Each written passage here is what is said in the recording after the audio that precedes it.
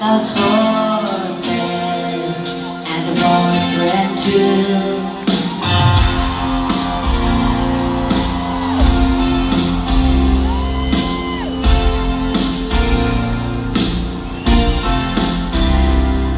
It's a long day, living in Messina. There's a freeway running through the yard, and he's a bad boy, 'cause he don't even miss her.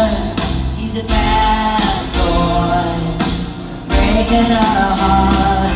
I'm free,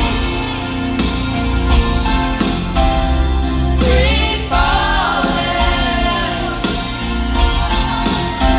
Oh, I'm free, free falling. All the vampires walking through the valley, they go west, down, Ventura Boulevard, and all the bad boys standing in the shadows, and the good girls, home and broken hearts. I'm free, free falling. Oh, I'm free, free falling.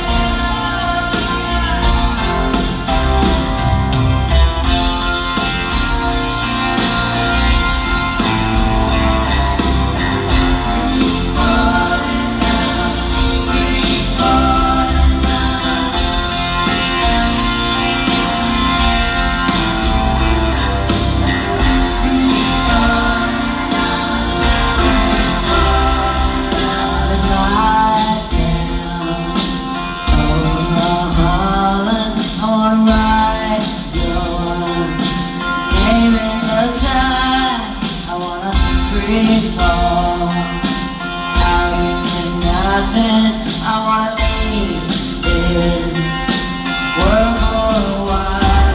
I'm free, free falling. Oh, I'm free, free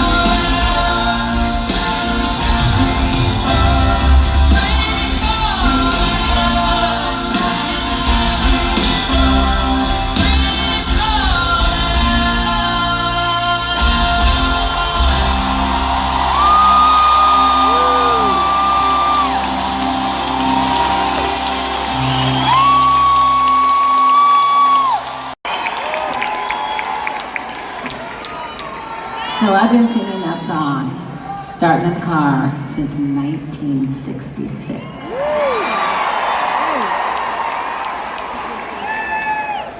A lot of you are not even thought about yet. But I'm thinking of you now. I was thinking about you then too. In my dreams. Okay, so this is a dream too. This next song was written. Okay, this is a little bit of a story, so I hope you don't hesitate me for telling you. But if you do, you can just throw things at me. No, don't do that. So what happened was is that when Lindsay and I first joined Fleetwood Mac, well, before that, we were so into. I mean, we had no money because my parents said, when I called them up and said, we're going to San Francisco. I mean, we're going from San Francisco to LA. they said, okay, great, we believe in you and totally support your music, but we will be withdrawing all financial support. And I'm like, I know, I can get a job. And my mother's going, you've never had a job in your life. I said, I can do it. And she goes, okay, I believe you. So off we went.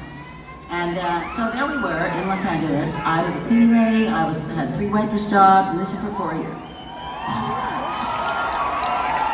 And Lindsay didn't work because what would he do? So Lindsay and I, 2 more of our friends, they worked on Nicks, on music and everything, and I was fine to carry that mantle. To carry that burden, mantle, whatever it is. Anyway, I did for 4 years.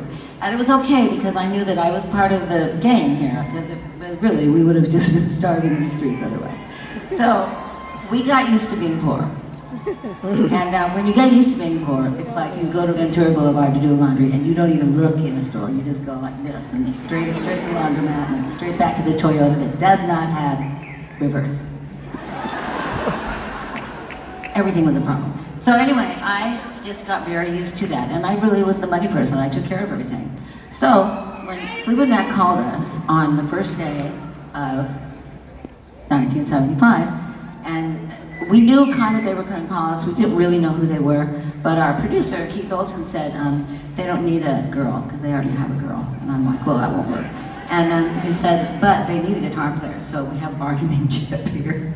I'm like, okay, so I'll be sure I answer the phone. And so I did answer the phone, and they said, come to Mexican food dinner tomorrow night. We're going, a free meal, great. So we went to dinner with them at a fabulous Mexican restaurant in Los Angeles. And they had told Christine, if you don't like her, then it's off the table. Then they're not going to join, and we'll be fine with that. And Christine's like, hey, it was fine. I'm sure she's really nice, and we'll be just having a great time. So anyway, we have dinner, and we did. Christine and I are like this by the end of dinner. I didn't know that I was on the chopping block. So we were like best friends from that moment onward. So we went home. They called and said, you're in. We're starting rehearsal tomorrow. So we did. We started rehearsal the next day, and at the end of the first week, we got $200 a piece. Lindsay and me, $200 a piece in cash. At which I'm the money, I'm the financier here, so I'm like, in my purse, right, everything. And I'm like, don't even touch that money, Lindsay, it's mine, it's yours, but it's mine. And so, it's in the purse, right, and I'm going home and I'm counting it, and I've been like, we've made it. The next 2 weeks, 3 weeks later, it wasn't very long, it was $400 a piece. That's $800 a piece. In the purse, that it. So, I'm like, this is great. So anyway, like three weeks later, and we're in rehearsal and we're writing songs, we're having a great time, and it's $800 a piece. I know you think I'm kidding. I'm not kidding. And so anyway, I get a phone call from my mom. She's like, so, how are you doing? And I said, great. We're rich. And my mom is like a financial wizard. And my mom always took care of all the money for my dad at our house. She was just like me. My dad never signed a paycheck, just mom. So she goes, so what do you do? And I said, well, we just take the money. And she said, well, do you get like anything, a receipt or anything? And I said, no, we just sign our initial SN and LB. And she's like, how do you feel about jail? And I said, well, why?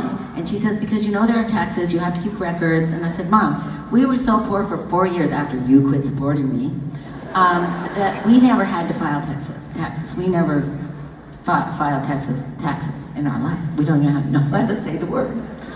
And so she's like, well, you have to hire somebody because you can't be, if this money is just going like this, you can't just do that. So I did. I hired a business management firm for me and Lindsay, and that is the only reason that Lindsay and me still have money.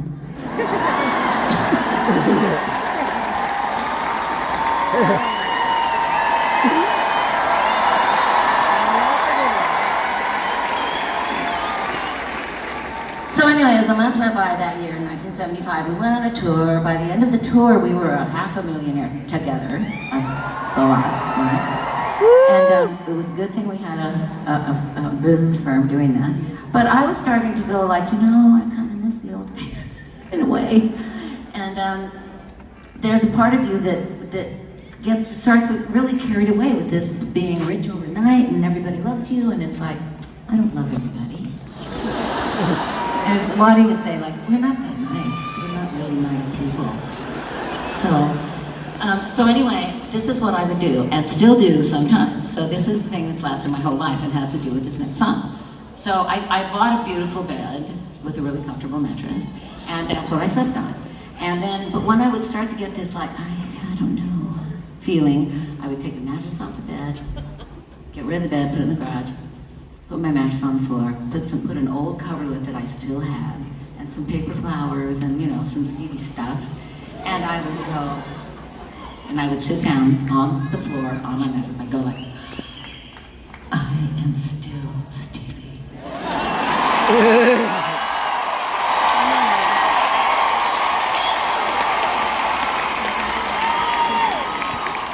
So I suggest you try it because it definitely works. Anyway, it has to do with the gypsy in me. It has to do with the gypsy in you, the nomadic gypsies that fill this room right now. So I think that, oh my God, I hear her, she's coming now. Hang on.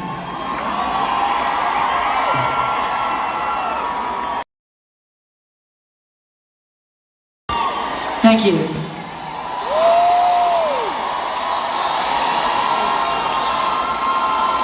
So this next song was written by Stephen Stills.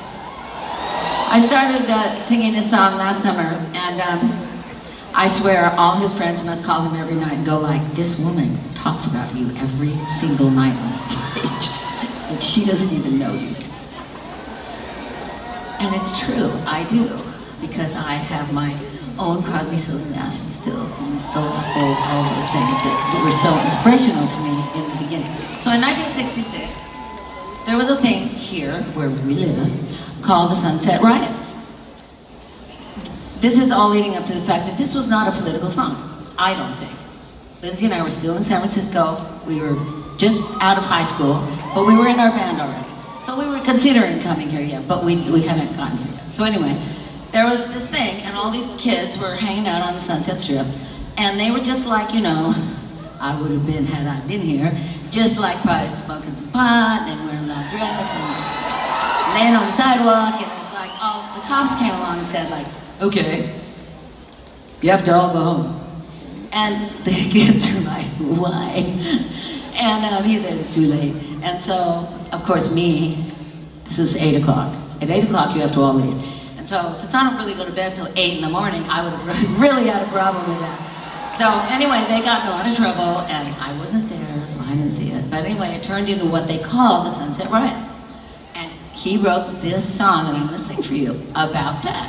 So anyway, I said to myself in 1966, when it came out, in all my grandiose dreams, I'm gonna record that song someday. And I did last summer. Only took 4 years. And I love it, and it's one of my favorite songs, and I've so enjoyed singing it, and so enjoyed talking about Stephen Stills every night. So anyway, for what it's worth, 1966, Sunset Riot, Stephen Stills. Thank you so much, Stephen Stills! That song is the only song that I ever wrote that is actually written about an argument, a precise and special argument. And I usually code my songs a little bit so that, you know, people don't really exactly know. But this was an argument, and it was kind of a fight. And so I did it after I recorded it for, I don't know, a tour, and then I stopped doing it for years and years. And then one day, before this tour started last summer, I said, you know what, I love that song. I wrote that song. Why am I not doing that song? So I said, I'm gonna do it. And so anyway, we've been doing it. It's a lot of fun for me. It takes a lot of my energy, and I'm old, you know. So it's like, let's look. We are glad you're check there. my steps. I don't even know how to check my steps. I just have this on all the time. So anyway, I'm not technical. So anyway, it's an argument. It's fun. It's not fun. It's energetic. It's kind of crazy. Anyway, it's called Fall from Grace.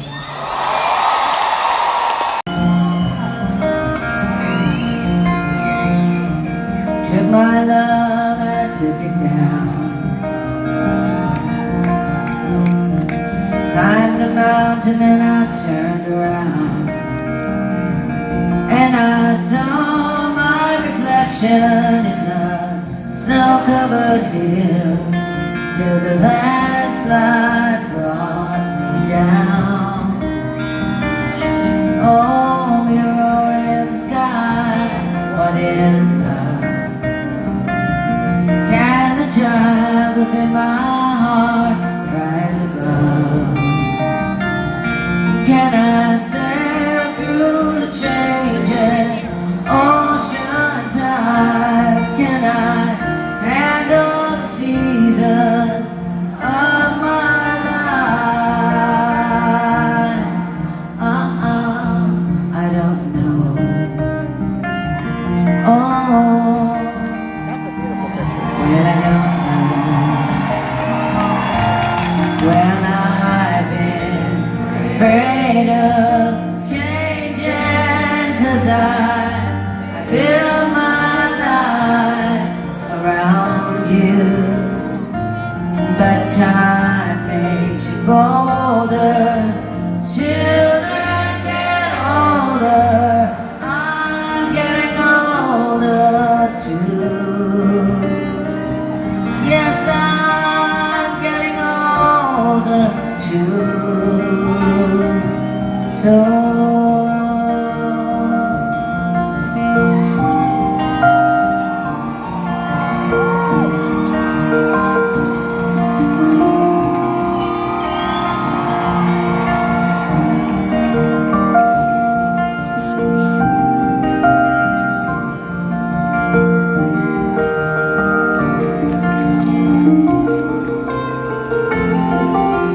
I've been afraid of changing, 'cause I built my life around you. Oh, but the time makes you bolder, and the children they get older. I'm getting older too. Oh yes, I'm getting older too. So take this love, take it down. Oh, climb a mountain and you turn around. If you see my reflection in the snow-covered hills, where the landslide brings you down, down. And if you see my reflection in the snow,